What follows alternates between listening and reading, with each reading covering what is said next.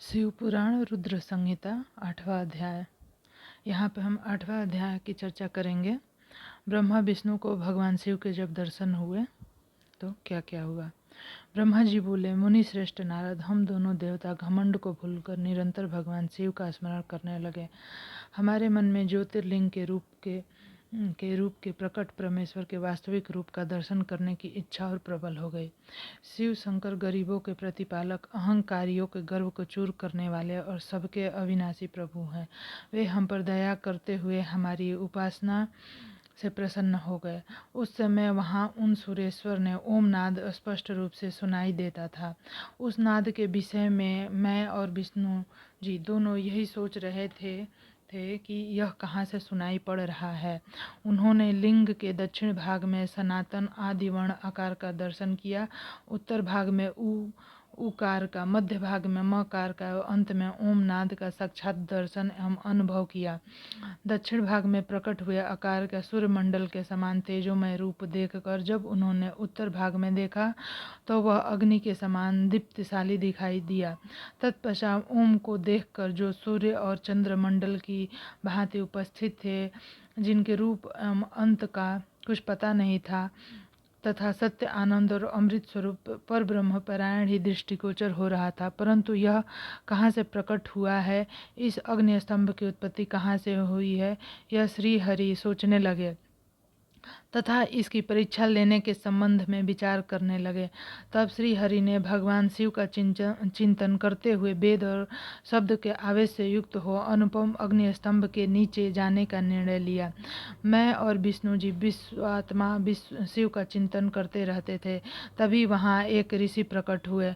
उन्हीं ऋषि के द्वारा परमेश्वर विष्णु ने जाना कि इस शब्द ब्रह्ममय शरीर वाले परम लिंग के रूप में साक्षात परम ब्रह्म स्वरूप महादेव जी प्रकट हुए हैं। ये चिंता रहित रुद्र हैं। पर ब्रह्म परमात्मा शिव का वाचक प्रणव ही है।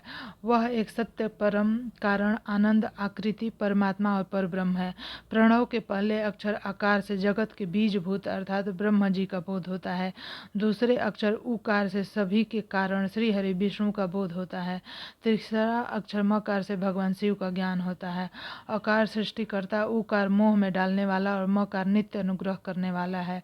मकार अर्थात भगवान शिव बीजी अर्थात बीज के स्वामी हैं। तो उकार अर्थात ब्रह्मा जी बीज हैं। उकार अर्थात विष्णु जी योनि हैं। महेश्वर बीजी बीज और योनि हैं। इन सभी को नाद कहा गया है। बीजी अपने बीज को अनेक रूपों में विभक्त करते हैं। बीजी भगवान शिव के लिंग से उकार रूप योनि में स्थापित होकर चारों तरफ ऊपर की ओर बढ़ने लगा। यह दिव्य अंड कई वर्षों तक जल में रहा। 1000 वर्ष के बाद भगवान शिव ने इस अंड को 2 भाग में विभक्त कर दिया। तब इसके 2 भागों में पहला सुवर्णमय कपाल ऊपर की ओर स्थित हो गया, जिसे स्वर्गलोक उत्पन्न हुआ, और कपाल के नीचे के भाग से 5 तत्वों वाली पृथ्वी प्रकट हुई। उस अंड से चतुर्मुख ब्रह्मा उत्पन्न हुए, जो समस्त लोकों के सृष्टा है। भगवान महेश्वर के अ, उ व म विविध रूपों में वर्णित है। इसलिए ज्योतिर्लिंग स्वरूप सदाशिव को ओम कहा गया है। इसकी सिद्धि यजुर्वेद में भी होती है।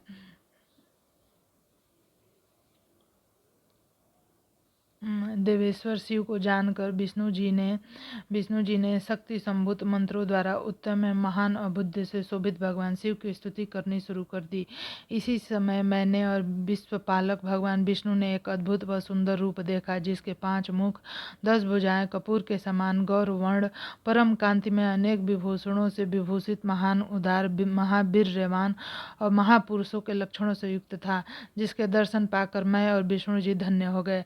तब परमेश्वर महादेव भगवान प्रसन्न होकर अपने दिव्य रूप में स्थित हो गए। अकार उनका मस्तक और आकार ललाट है। इकार दाहिना और इकार बाहिना नेत्र है। उकार दाहिना और उकार बायां कान है। ऋकार दायां और ऋकार बायां गाल है। लू और लृ इनकी नाक के छिद्र हैं।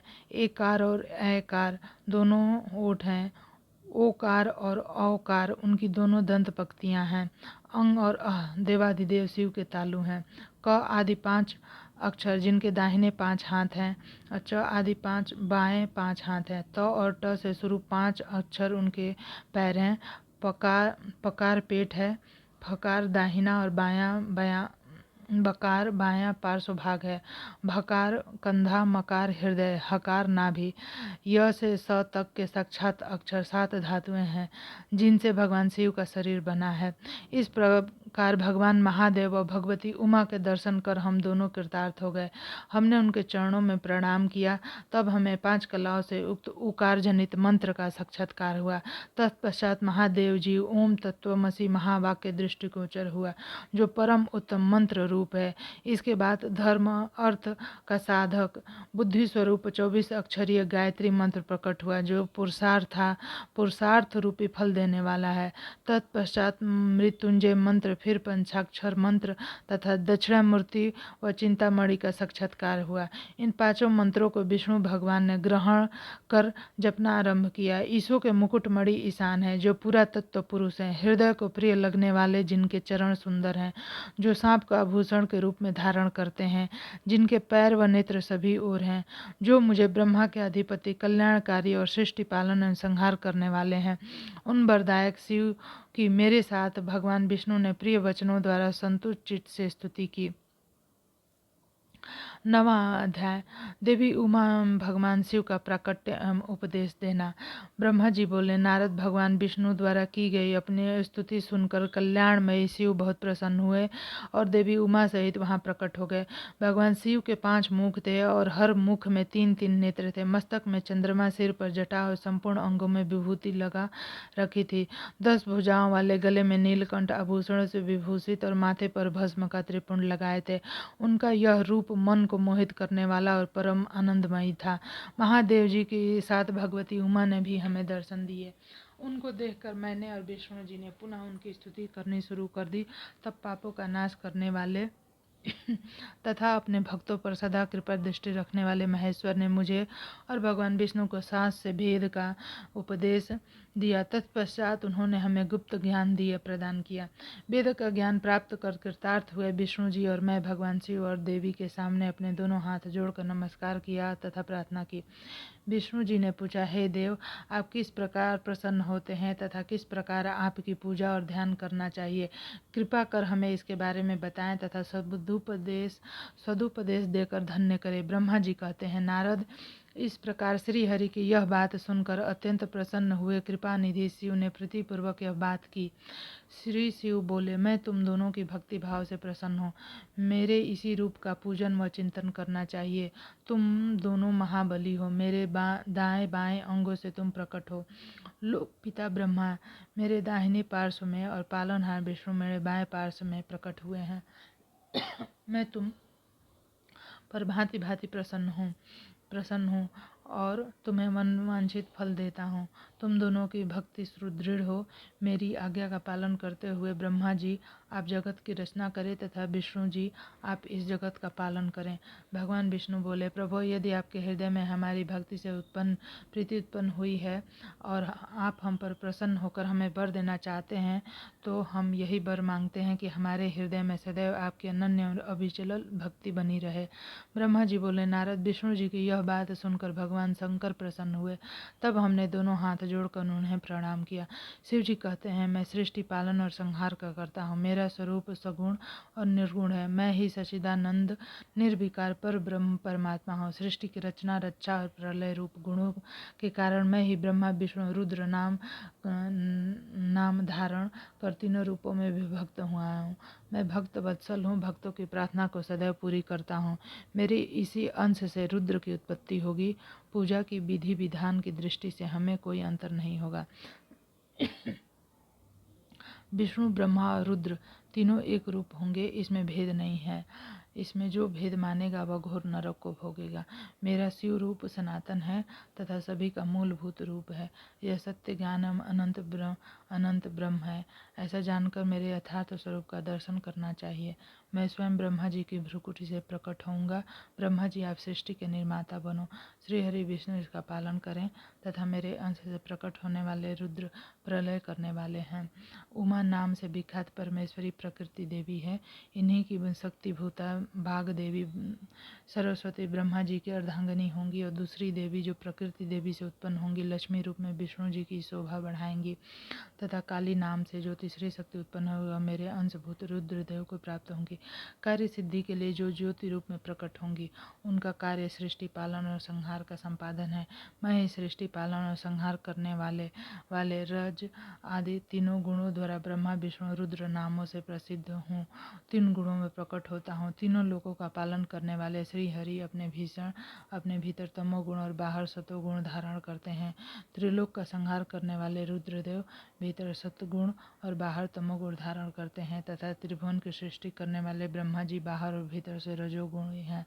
इस प्रकार ब्रह्मा, विष्णु और रुद्र तीनों देवताओं में गुण है तो शिव गुणातीत माने जाते हैं। हे विष्णु, तुम मेरी आज्ञा से सृष्टि का प्रसन्नतापूर्वक पालन करो। ऐसा करने से तुम तीनों लोकों में पूजनीय होगे। 10वां अध्याय। श्री हरि को सृष्टि की रक्षा का भार एवं त्रिदेव को आयुर्बल देना। श्री परमेश्वर शिव बोले, हे उत्तम व्रत का पालन करने वाले विष्णु, तुम सर्वदा सब लोकों में पूजनीय और मान्य होगे। ब्रह्मा जी के द्वारा रचे लोक में कोई दुख या संकट होने पर दुखों और संकटों का नाश करने के लिए तुम सदा तत्पर रहना। तुम अनेकों अवतार ग्रहण कर जीवों का कल्याण कर अपनी कीर्ति का विस्तार करोगे। मैं तुम्हारे कार्य में तुम्हारी सहायता करूंगा, तुम्हारे शत्रुओं का नाश करूंगा। तुम में और रुद्र में कोई अंतर नहीं है, तुम एक दूसरे के पूरक हो। जो मनुष्य रुद्र का भक्त होकर तुम्हारी निंदा करेगा उसका पुण्य नष्ट हो जाएगा और उसे नरक का भाग भोगना पड़ेगा। मनुष्य को तुम भोग और मोक्ष प्रदान करने वाले और उसके परम पूज्य देव होकर उसका निग्रह, अनुग्रह आदि करोगे। ऐसा कहकर भगवान शिव ने मेरा हाथ विष्णु जी के हाथ में देकर कहा, तुम संकट के समय सदा इनकी सहायता करना, सभी को भोग और मोक्ष प्रदान करना तथा सभी मनुष्यों की कामनाओं को पूरा करना। तुम्हारी शरण में आने वाले मनुष्य को मेरा आश्रय भी मिलेगा तथा हाथ में भेद करने वाला मनुष्य नरक में जाएगा।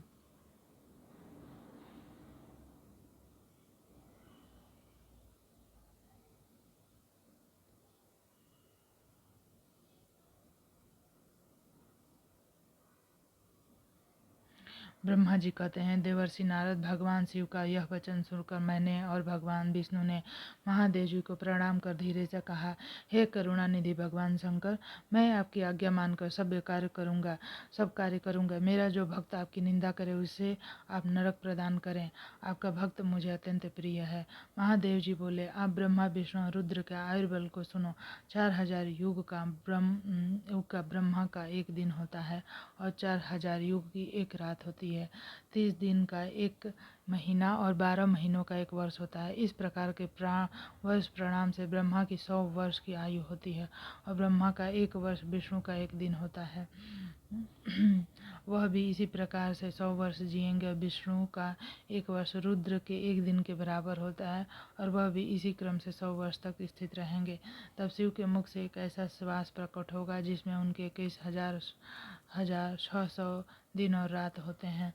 उनके 6 बार सांस अंदर लेने और छोड़ने का एक पल और 8 घड़ी 60 घड़ी का एक दिन होता है। उनके सांसों की कोई संख्या नहीं है, इसलिए वे अक्षय हैं। अतः तुम मेरी आज्ञा से सृष्टि का निर्माण करो। उनके वचनों को सुनकर विष्णु जी ने उन्हें प्रणाम करते हुए कहा कि आपकी आज्ञा मेरे लिए भी शिरोधार्य है। यह सुनकर भगवान शिव ने उन्हें आशीर्वाद दिया और अंतर्ध्यान हो गए। उसी समय से लिंग पूजा आरंभ हो गई।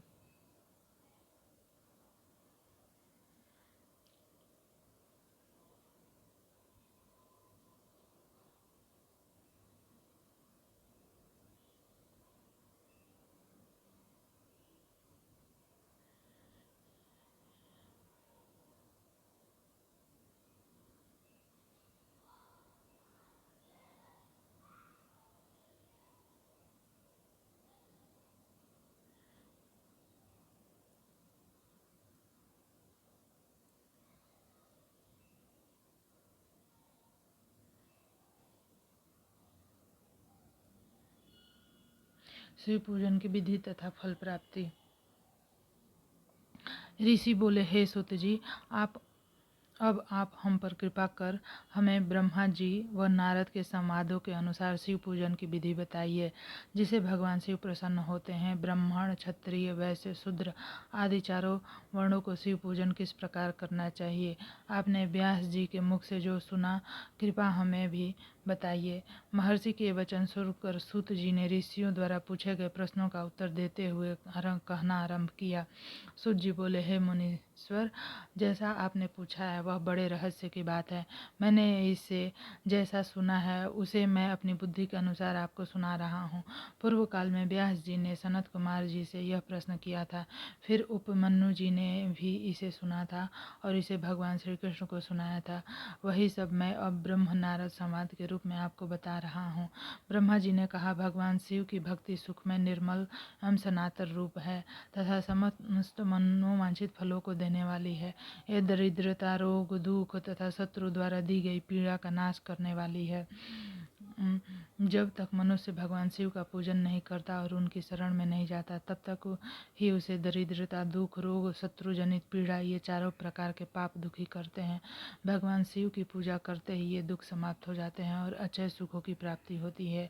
वे सभी रोगों को प्राप्त कर अंत में मोक्ष प्राप्त करता है।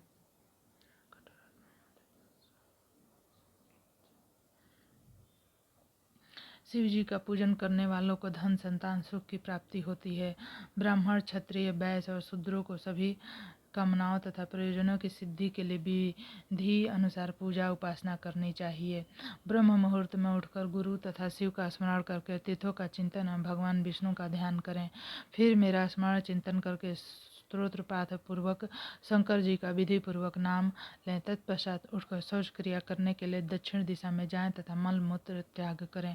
ब्राह्मण गुदा की शुद्धि के लिए उसमें 5 बार शुद्ध मिट्टी का लेप करें और धोएं। क्षत्रिय 4 बार, वैश्य 3 बार और शूद्र 2 बार यह क्रम करें।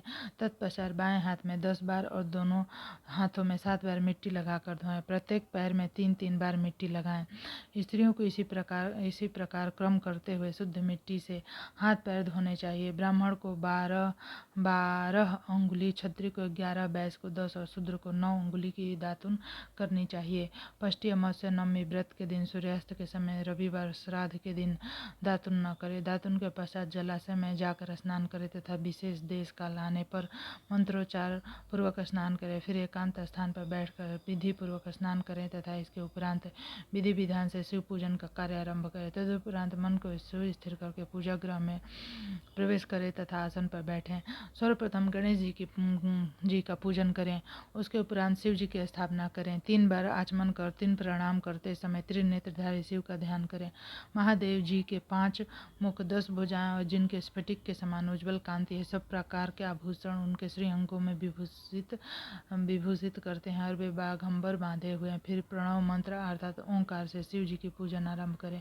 पाद अर्ध आचमन के लिए पत्रों को तैयार करें। 9 कलश स्थापित करें, उन्हें कुशाओं से ढक कर रखें। कुशाओं से जल लेकर ही सबका प्रक्षालन करें। तत्पश्चात सभी कलशों में शीतल जल डालें।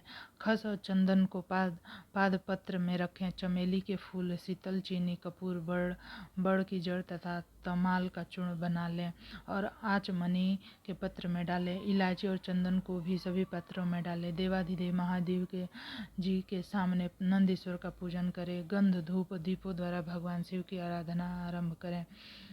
सद्योजात प्रपदमी मंत्र से शिव जी का आवाहन करें। ओम वाम देवाय नमः मंत्र द्वारा भगवान महेश्वर को आसन पर स्थापित करें। फिर ईशानस्वर विद्यमान मंत्र से आराध्य देव का पूजन करें। पाद और आचमनी अर्पित कर अर्घ्य दें। तत्पश्चात गंध और चंदन मिले हुए जल से भगवान शिव को विधि पूर्वक स्नान कराएं। तत्पश्चात पंचामृत से भगवान शिव को स्नान कराएं। पंचामृत के 5 तत्वों दूध, दही, शहद, गन्ने का रस तथा घी से नहलाकर महादेव जी के प्रणव मंत्रों को बोलते हुए उनका अभिषेक करें। जलपत्रों में शुद्ध और शीतल जल लें। सर्वप्रथम महादेव जी के लिंग पर कुश, अपमार्ग, कपूर, चमेली, चंपा, गुलाब, सफेद कनेर, बेल, कमल, उत्पल पुष्पों एवं चंदन को बढ़ाकर पूजन करें। उन पर अनवरत जल की धारा गिरने की भी व्यवस्था करें। जल से भरे पात्र से महेश्वर को नहलाएं। मंत्रों से भी पूजन करनी चाहिए। ऐसी पूजा समस्त अभीष्ट फलों को देने वाली है। पावन मंत्र, रुद्र मंत्र, नील रुद्र मंत्र, पुरुष सूक्त, श्री सूक्त, अथर्व शीर्ष मंत्र, शांति मंत्र, भारुमंडल मंत्र, स्थंतर शाम, महामृत्युंजय मंत्र एवं पंचाक्षर मंत्रों से पूजन करें। शिवलिंग पर 1 सहस्त्र या 100 जल धाराएं गिराने की व्यवस्था करें।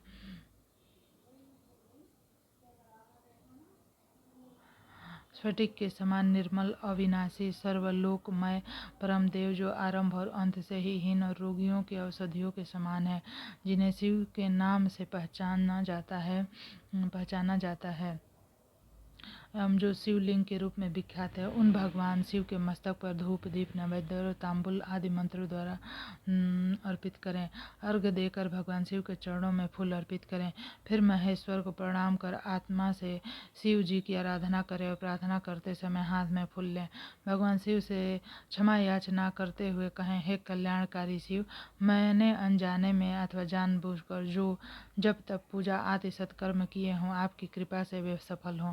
हर्षित मन से शिव जी को फूल अर्पित करें।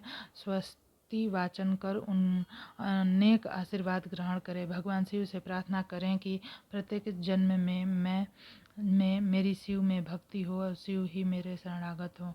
इसी प्रकार परम भक्ति से उनका पूजन करें। फिर सब परिवार भगवान को नमस्कार करें। जो मनुष्य भक्तिपूर्वक प्रतिदिन भगवान शिव की पूजा करता है, उसे सब सिद्धियां प्राप्त होती हैं, उसे मनोवांछित फलों की प्राप्ति होती है, उसे सभी रोग, दुख, दर्द, कष्ट समाप्त हो जाते हैं। भगवान शिव की कृपा से उपासक का कल्याण होता है। भगवान शंकर की पूजा से मनुष्यों में सद्गुणों की वृद्धि होती है। यह सब जानकर नारद अत्यंत प्रसन्न होते हुए अपने पिता ब्रह्मा को धन्यवाद देते हुए बोले, आपने मुझ पर कृपा कर मुझे शिव पूजन की अमृत विधि बताई है। शिव भक्ति समस्त भोगों और मोक्ष प्रदान करने वाली है। 12वां अध्याय, देवताओं को उपदेश देना। नारद जी बोले, ब्रह्मा जी आप धन्य हैं, क्योंकि आपने अपनी बुद्धि को शिव चरणों में लगा रखा है। कृपा कर इस आनंदमय विषय का वर्णन सब विस्तार पुनः कीजिए। ब्रह्मा जी ने कहा, हे नारद, एक समय की बात है, मैंने सब ओर से देवताओं और ऋषियों को बुलाया और क्षीर सागर के तट पर भगवान विष्णु की स्तुति कर उन्हें प्रसन्न किया। भगवान विष्णु प्रसन्न होकर बोले, हे ब्रह्मा जी एवं अन्य देवगणों, आप यहाँ क्यों पधारे हैं? आपके मन में क्या इच्छा है? आप अपनी समस्या बताएं, मैं निश्चय ही उसे दूर करने का प्रयत्न करूंगा। यह सुनकर ब्रह्मा जी बोले, हे भगवान, दुखों को दूर करने के लिए किस देवता की सेवा करनी चाहिए? तब भगवान विष्णु ने उनके प्रश्नों के उत्तर देते हुए कहा, हे ब्राह्मण, भगवान शिव शंकर ही सब दुखों को दूर करने वाले हैं। सुख की कामना करने वाले मनुष्य को उनकी भक्ति में सदैव लगे रहना चाहिए। उन्हीं में मन लगाएं और उन्हीं का चिंतन करें। जो मनुष्य शिव भक्ति में लीन रहता है, जिसके मन में वो विराजमान है, वह मनुष्य कभी दुखी नहीं हो सकता। पूर्व जन्म में किए गए पुण्यों एवं शिव भक्ति से ही पुरुषों को सुंदर भवन आभूषणों से विभूषित स्त्रियां, मन का संतोष प्रदान, स्वस्थ शरीर, पुत्र पौत्र, अलौकिक प्रतिष्ठा, स्वर्ग एवं सुख एवं मोक्ष प्राप्ति होता है। जो स्त्री या पुरुष प्रतिदिन भक्तिपूर्वक शिवलिंग का पूजा करता है, उसको हर जगह सफलता प्राप्त होती है। वह पापों के बंधनों से छूट जाता है। ब्रह्मा जी एवं अन्य गणों ने भगवान विष्णु के उपदेश को ध्यानपूर्वक सुना। भगवान विष्णु को प्रणाम कर कामनाओं की पूर्ति हेतु उन्होंने शिवलिंग की प्रार्थना की। तब श्री विष्णु ने विश्वकर्मा को बुलाकर कहा, हे मुने, तुम मेरी आज्ञा से देवताओं के लिए शिवलिंगों का निर्माण करो। तब विश्वकर्मा जी ने मेरी और श्री हरि की आज्ञा को मानते हुए देवताओं के लिए उनके अनुसार लिंगों का निर्माण कर उन्हें प्रदान किया। मुनि श्रेष्ठ नारद, सभी देवताओं को प्रथम प्राप्त शिवलिंगों के विषय में सुनो। सभी देवता अपने द्वारा प्राप्त लिंग की पूजा उपासना करते। पुराण मणि का लिंग इंद्र को, सोने का कुबेर को, पुखराज का धर्मराज को, श्याम वर्ण का वरुण को, इंद्र नीलमणि का विष्णु को और ब्रह्मा जी के हेम लयलिंग को प्राप्त कर उसका भक्तिपूर्वक पूजन करते हैं। इसी प्रकार विश्वदेव चांदी के लिंग की और वासुगण पीतल के बने लिंग की भक्ति करते हैं। पीतल का अश्विनी कुमारों को, स्फटिक का लक्ष्मी को, तांबी का आदित्यों को और मोती का लिंग चंद्रमा को प्रदान किया है। बजरंग लिंग ब्राह्मणों को, मिट्टी का लिंग ब्राह्मणों की स्त्रियों के लिए, मयासुर चंदन द्वारा बने लिंग का और नागों द्वारा मूंगे के बने शिवलिंग का आदर पूर्वक पूजन किया जाता है। देवी माखन के बने लिंग की अर्चना करती हैं। योगीराज भस्ममय लिंग की, यक्षगण दधि से निर्मित लिंग की, छाया देवी आटे के लिंग की, ब्रह्मपत्नी रत्नमय शिवलिंग की पूजा करती हैं। बाणासुर पार्थो लिंग की पूजा करता है। भगवान विष्णु ने देवताओं देवताओं के लिए, उनके हित के लिए शिवलिंग के साथ पूजा विधि बताई है। देवताओं के वचनों को सुनकर मेरे हृदय में हर्ष की अनुभूति हुई। मैंने लोगों का कल्याण करने वाली शिव पूजा की उत्तम विधि बताई। यह शिव भक्त समस्त अभीष्ट फलों को प्रदान करने वाली है। इस प्रकार लिंगों के विषय में बताकर ब्रह्मा जी ने शिवलिंग व शिव भक्ति की महिमा का वर्णन किया। शिव पूजन भोग और मोक्ष प्रदान करता है। मनुष्य जन्म उच्च कुल में प्राप्त करना अत्यंत दुर्लभ है, इसलिए मनुष्य रूप में जन्म लेकर मनुष्य को शिव भक्ति में लीन रहना चाहिए। शास्त्रों द्वारा बताए गए मार्ग का अनुसरण करते हुए, जाति के नियमों का पालन करते हुए कर्म करें। संपत्ति के अनुसार दान आदि दें। जाप तप यज्ञ और ध्यान करें।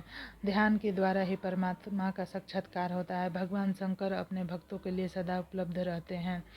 जब तक ज्ञान की प्राप्ति न हो तब तक कर्मों से ही आराधना करें। इस संसार में जो जो वस्तु सत असत रूप में दिखाई देती है अथवा सुनाई देती है वह पर ब्रह्म शिव रूप है। तत्व ज्ञान न होने तक देव की मूर्ति का पूजन करें। अपनी जाति के लिए अपनाए गए कर्म का प्रयत्न पूर्वक पालन करें। आराध्य देव का पूजन श्रद्धा पूर्वक करें, क्योंकि पूजन और दान से ही हमारी सभी विघ्न व बाधाएं दूर होती हैं। जिस प्रकार मैले कपड़े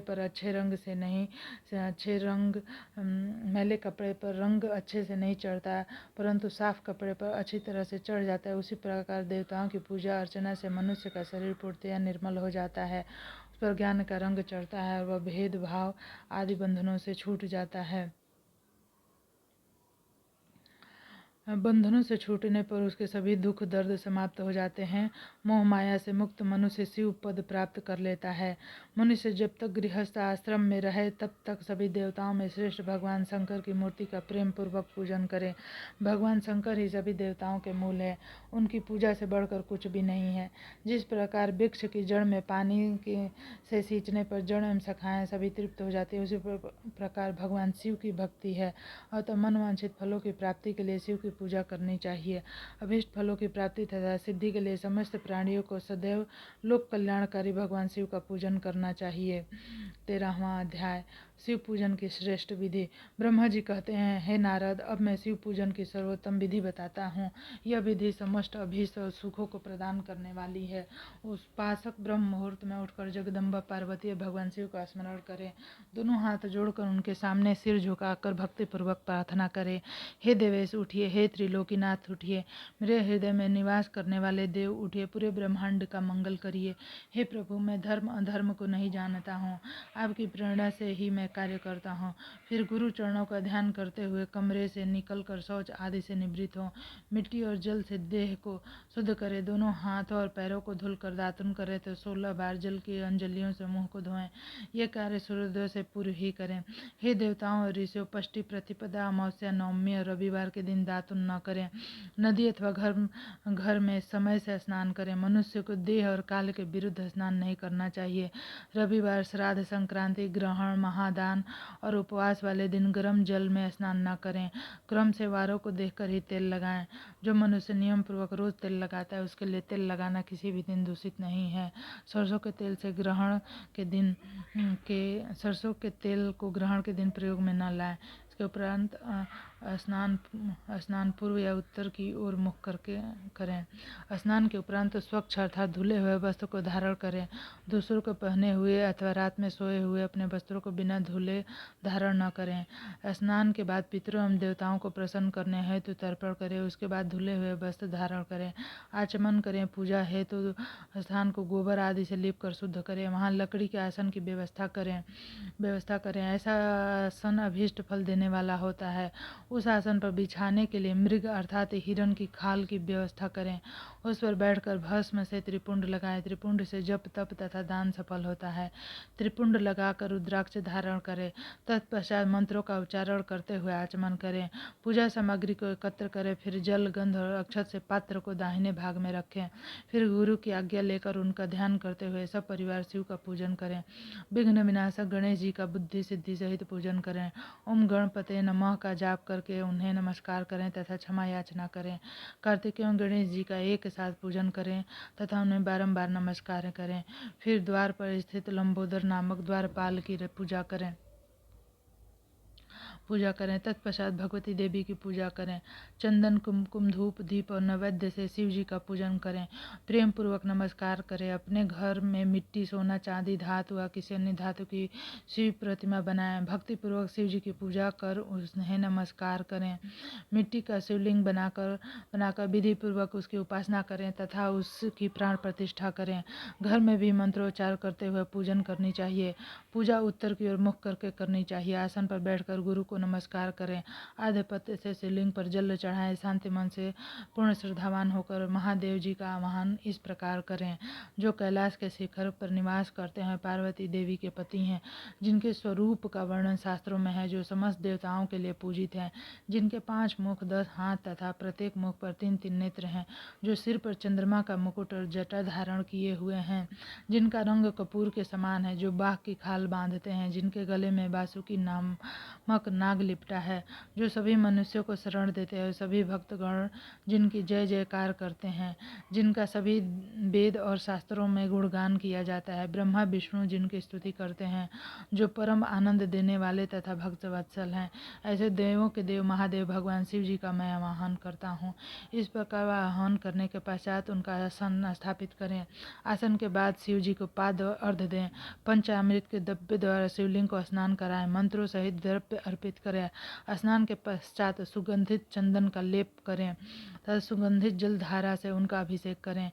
फिर आचमन कर जल दें और वस्त्र अर्पित करें। मंत्रों द्वारा भगवान शिव को तिल, जौ, गेहूँ, मूंग, उड़द अर्पित करें। पुष्प चढ़ाएं। शिव जी के प्रत्येक मुख पर कमल, सतपत्र, शंख पुष्प, कुश पुष्प, धतूरा, मंदार, द्रोण पुष्प, तुलसी दल तथा बेलपत्र चढ़ाकर पराभक्ति से परमेश्वर की पूजा करें। बेलपत्र समर्पित करने से शिव जी की पूजा सफल होती है। तत्पश्चात सुगंधित चूर्ण तथा सुवासित तेल बड़े हर्ष के साथ भगवान शिव को अर्पित करें। गुगुल और अगरु की धूप दें। घी का दीपक जलाएं। प्रभु शंकर, आपको हम नमस्कार करते हैं। आप अर्घ को स्वीकार करके मुझे रूप दीजिए, यश दीजिए, भोग व मोक्ष रूपी फल प्रदान कीजिए। यह कर अर्घ अर्पित करें। नैवेद्य तंबूल अर्पित करें। 5 बत्ती की आरती करें। 4 बार पैरों में, 2 बार नाभि के सामने, 1 बार मुख के सामने तथा संपूर्ण शरीर में 7 बार आरती दिखाएं। शिव जी की परिक्रमा करें। हे प्रभु शिव शंकर, मैंने अज्ञान से अथवा जानबूझकर जो पूजन किया वह आपकी कृपा से सफल हो। हे भगवान, मेरे प्राण आप में लगे हैं। मेरा मन सदा आप ही की चिंतन करता है। हे गौरीनाथ, भूतनाथ, आप मुझ पर प्रसन्न होइए। प्रभु, जिनके पैर लड़खड़ाते हैं उनका आप ही एकमात्र सहारा है। जिन्होंने कोई भी अपराध किया है उसके लिए आप ही शरणागत हैं। यह प्रार्थना करके पुष्पांजलि अर्पित करें तथा पुनः भगवान शिव को नमस्कार करें। देवेश्वर प्रभु, अब आप परिवार सहित अपने स्थान को पधारें तथा जब पूजा का समय हो तो उस समय पुनः पधारें। इस प्रकार भगवान शंकर की प्रार्थना करते हुए उनका विसर्जन करें। उस जल को अपने हृदय में लगाकर मस्तक पर लगाएं। हे महर्षि, इस प्रकार मैंने आपको शिव पूजन की सर्वोत्तम विधि बता दी, जो भोग और मोक्ष प्रदान करने वाली है। ऋषि गण बोले, हे ब्रह्मा जी, आप सर्वश्रेष्ठ हैं। आपने हम पर कृपा कर शिव पूजन की सर्वोत्तम विधि का वर्णन हमसे किया, जिसे सुनकर हम सब कृतार्थ हुए। 14वां अध्याय हम नेक्स्ट वीडियो में करेंगे। आपको वीडियो कैसा लगा जरूर से बताएं। चैनल को लाइक करें, शेयर करें और सब्सक्राइब करें।